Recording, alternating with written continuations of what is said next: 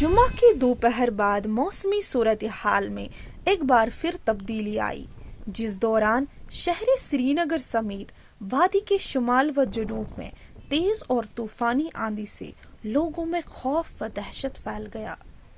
तेज हवाओं की वजह से दर्जनों मकानों की छत उड़ गई, जबकि शुमाली कश्मीर के कई इलाकों में शदीद जालाबारी से मेवे बागात को नुकसान पहुंच गया।